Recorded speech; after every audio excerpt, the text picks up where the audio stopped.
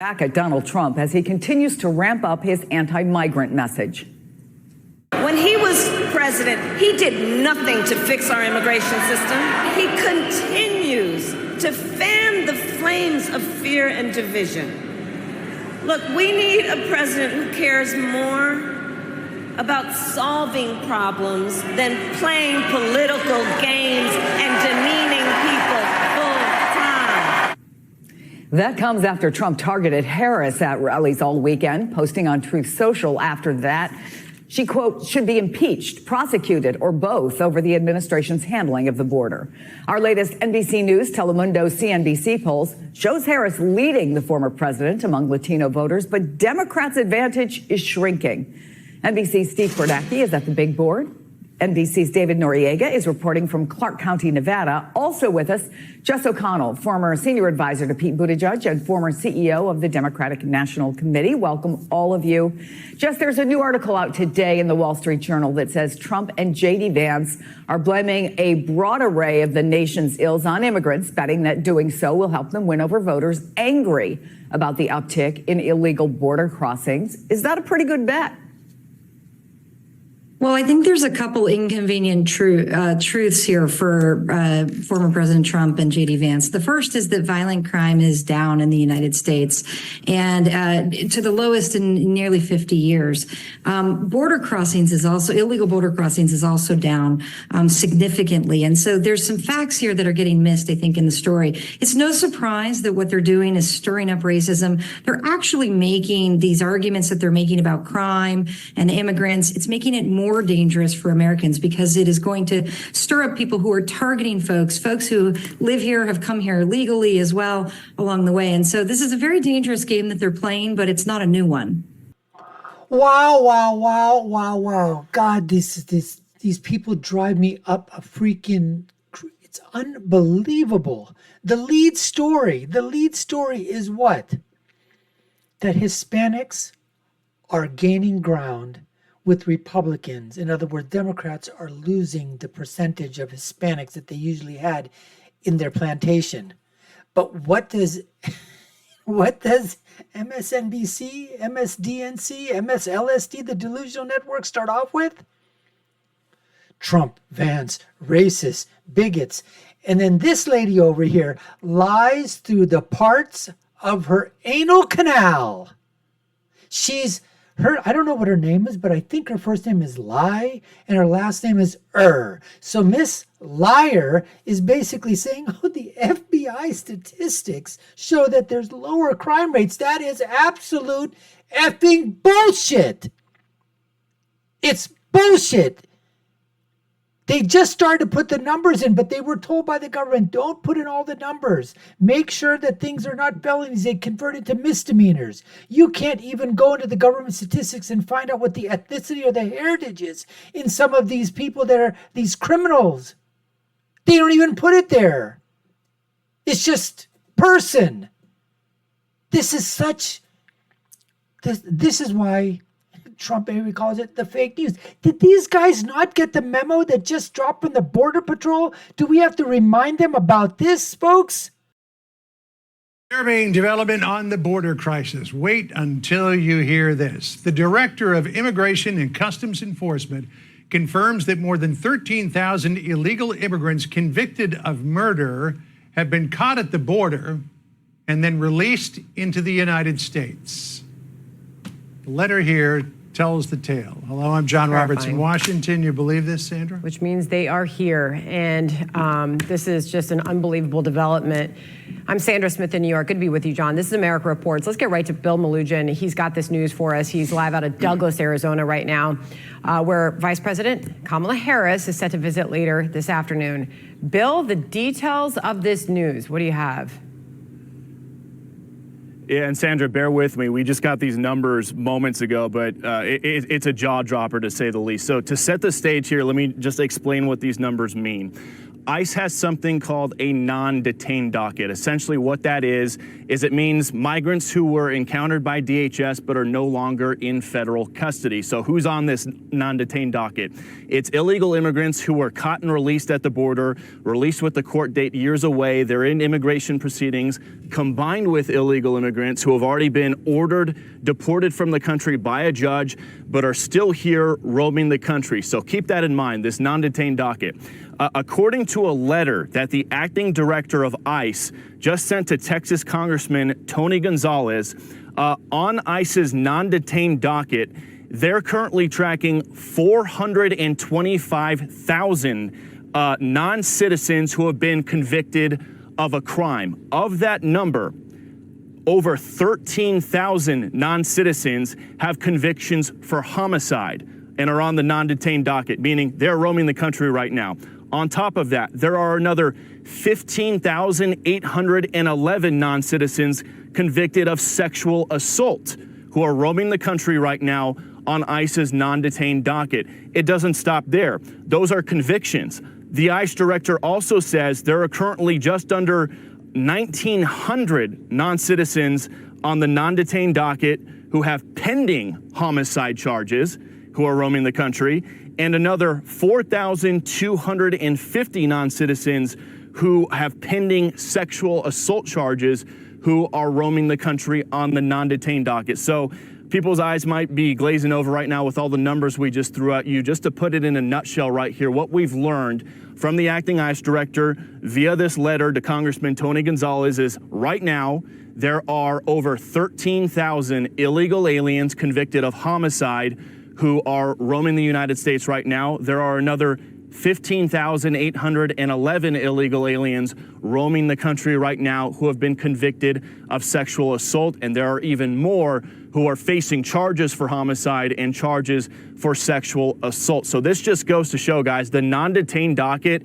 has exploded under the Biden administration to over, I believe it's 7.3 million. They're anticipating it could hit 8 million by the end of the year. But looking at the numbers on this letter right here, there are currently over 600,000 non-citizens on ICE's non-detained docket who are either convicted, 600,000 non-citizens on this non-detained docket who are roaming the country right now. Of that, 425,000 have already been convicted of crimes. 222,000 are pending crimes. And again, the most serious crimes we just told you about, over 13,000 convicted of homicide, over 15,000 convicted of sexual assault. And honestly, that is not a surprise to hear given these horrible headlines we keep seeing popping up in multiple parts of the country almost every day now of a horrible sexual assault or a murder or another violent felony committed by an illegal alien who is often caught and released from custody. And the jaw dropper here too, guys, is all these numbers we just rattled off, they don't even account for the nearly 2 million gotaways who have crossed our border under the Biden administration. Those almost 2 million gotaways, they were never encountered by DHS. They snuck in, they were never caught by Border Patrol, they were never encountered by ICE.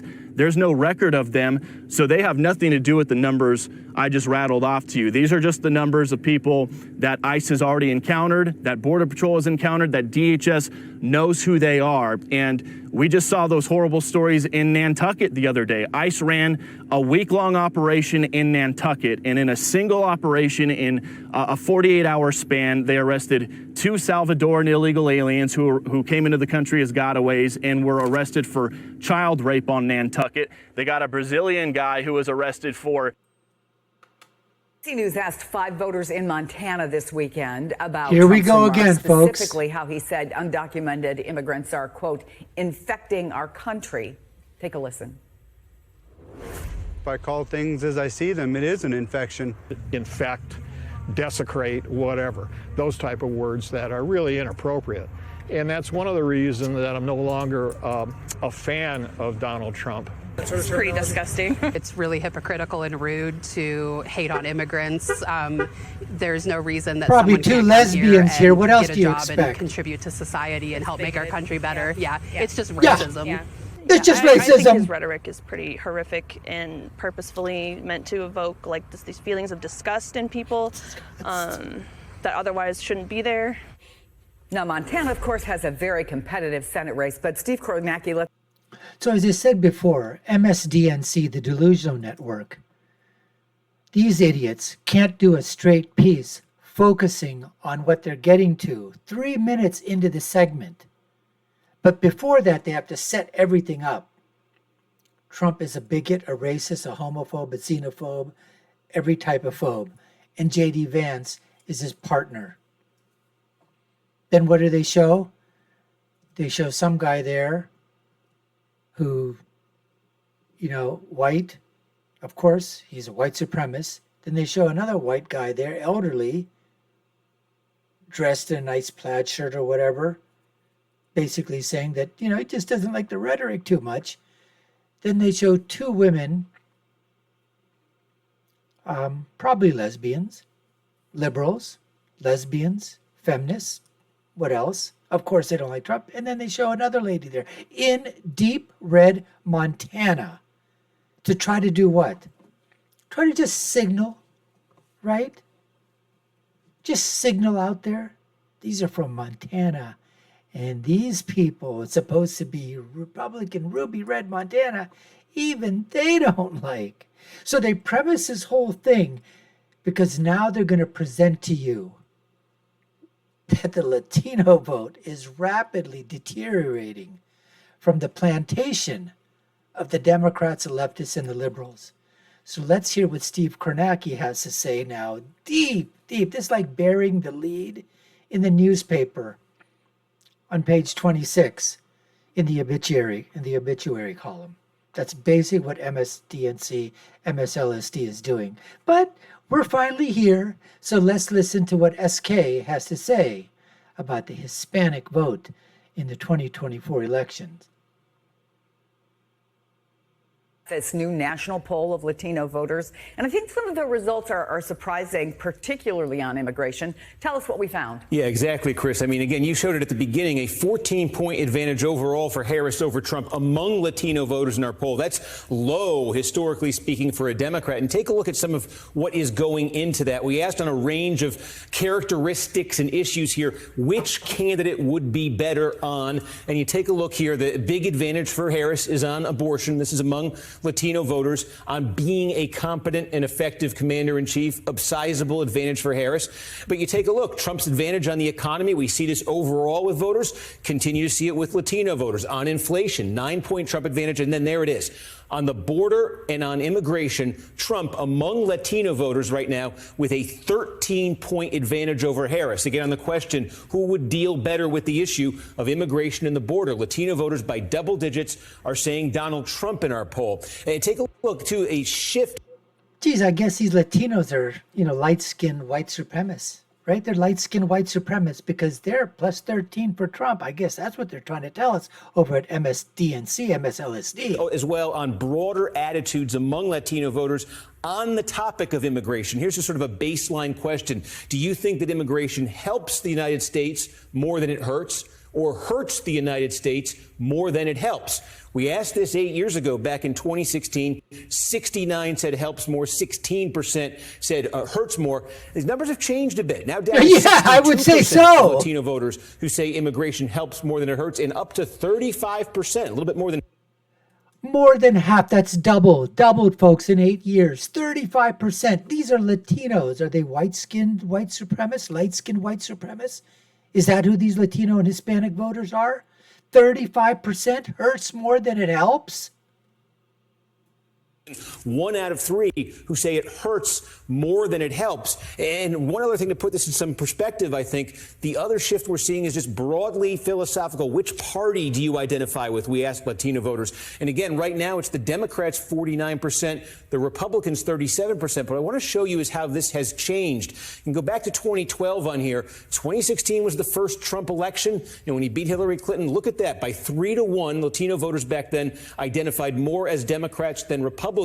As Trump has come to define the Republican Party in 16, 20, and 24, look at that. That number's ticked up from 20% now to 37%. That Democratic number, again, among Latino voters, was at 59 when Trump came on the scene and is down to 49 today. So the movement among Latino voters has been toward Trump in this last 8 years. Wow, shock, surprise. Unbelievable, right? They can't believe it. Shocked. Why would the Latinos? Come on, Trump's a xenophobe. He's a racist. He's a bigot, along with J.D. Vance. The entire Republican conservative movement. They're all a bunch of white supremacists, even if they're black or brown or green, red, pink, purple, whatever. That's the message. That's the narrative that these hacks in the journalists, whatever you want to call them, in the journalistic atmosphere, the journalistic society, so-called, that's what they want us to believe. That's a narrative they're pushing. That's what they're doing in the legacy media. That's what they're doing in academia. That's what they're pushing out from Hollywood. It's the entire effing narrative, especially if you happen to be white and elderly and male. Oh, those are 3 boxes you just ticked off. You know what? You're the lowest of the low. Yeah, it's so interesting to me, Jess, that now that number hurts more than it helps is rising. Does that say, should it say to the Harris campaign that the Trump messaging is getting through in a way that hers isn't? Can't wait to hear this answer. Well, I think a couple of things are going on. First of all, folks are still getting to remember this lady. Her first name is Lie. Her second name is So let's hear more from Miss Liar. know Kamala Harris in this race, and she's working very hard to get out there and to talk to people about these issues. She doesn't have a lot of time, as you know. She doesn't have a lot of time, but what she does have is better numbers than President Biden did with Latinos already. And what she's also showing, and I think this is a... What the hell? Did you just see those numbers, Miss Liar?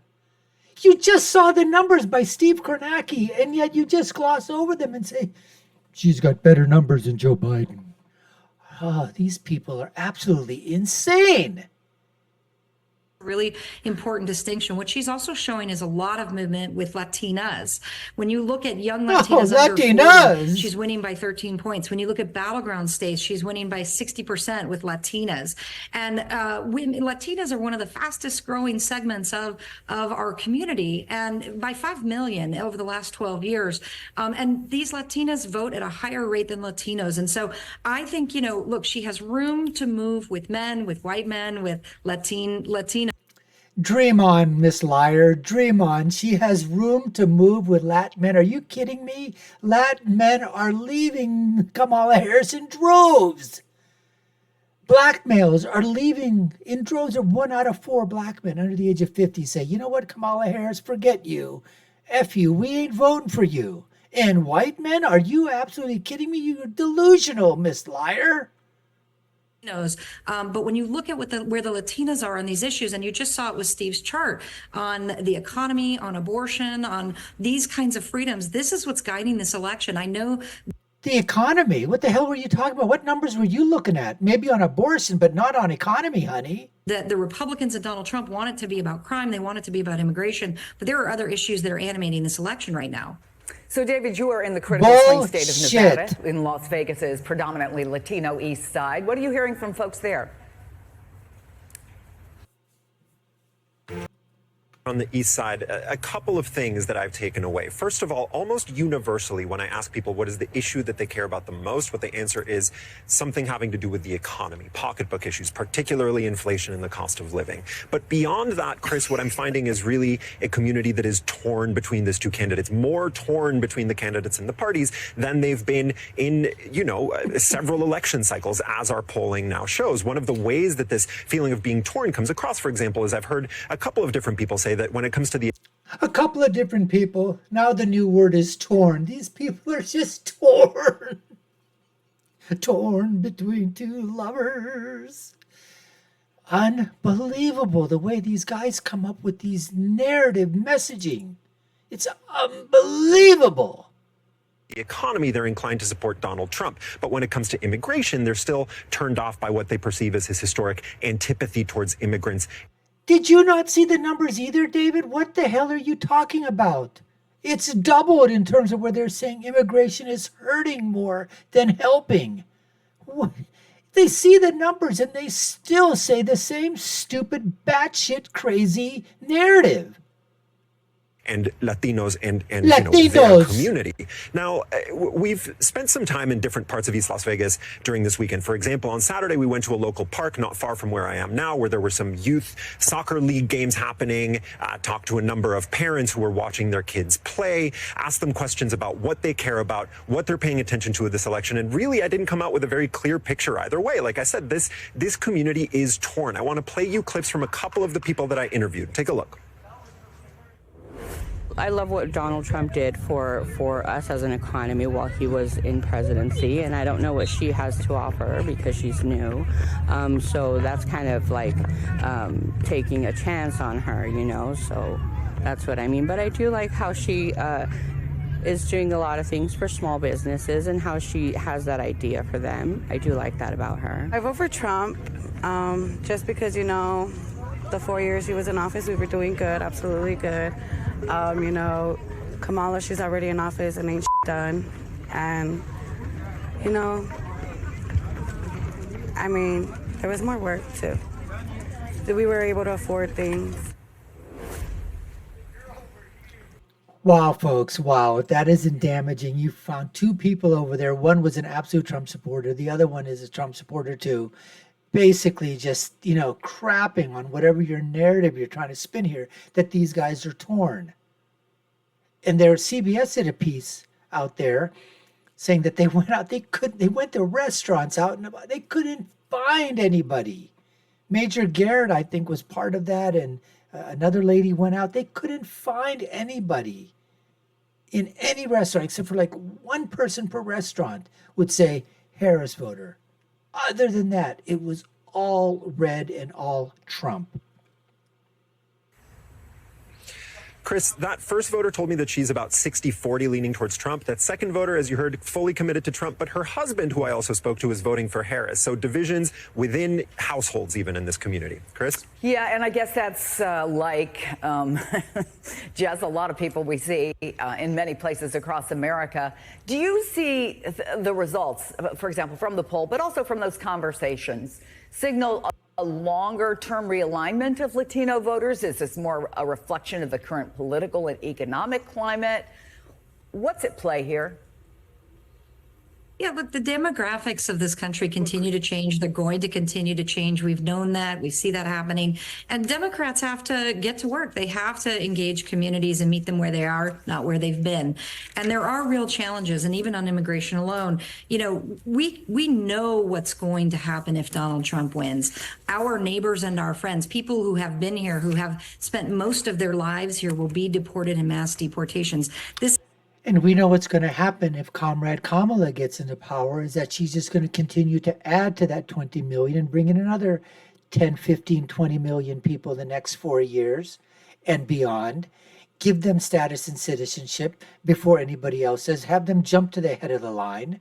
I mean, we already know that. You want to change the demographics of America? Start bringing in illegal aliens. We already know what's going to happen in terms of there's going to be a rise in murders, a rise in rapes, a rise in burglaries, a rise in assaults, a rise in all kinds of crime that's going to happen. And it's going to happen not only in the urban and the city areas, but it's going to branch out into the country and in the flyover country as well, as we've seen it happen over and over and over and over again.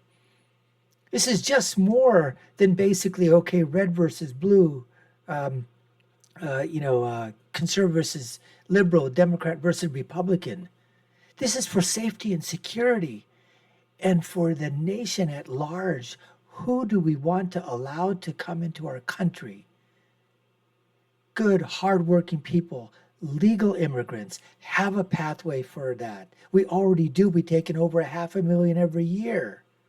But we cannot sustain these levels of illegality, illegal aliens coming in, where you've got, at least in those numbers they were talking about, somewhere between 600,000 to 1 million illegal immigrants, illegal aliens who have committed murders and rapes and burglary and assault on children, sexual crimes. The only way we're going to stop that is with the Trump win. And right now it seems that the demographics are shifting in favor of the Republicans. You've got a move of the Latinas and the Hispanic vote to the Republicans. The black vote is moving slowly but steadily into the Republican column. The Muslim vote is slowly and steadily moving into the column. That's what we need to see. Anyways, folks, we appreciate you taking the time to watch. You've been watching the Dr. Nasser Sheikh Show. I've been your host. My name is Dr. Nasser. If you haven't done so already, subscribe to the channel, like, share, and follow. You all know what to do. Take a look at our video links here and here. My thought is always, my final thought, when you're right, you're right. And when you're left, you're wrong. Until next time, folks, take care and stay safe.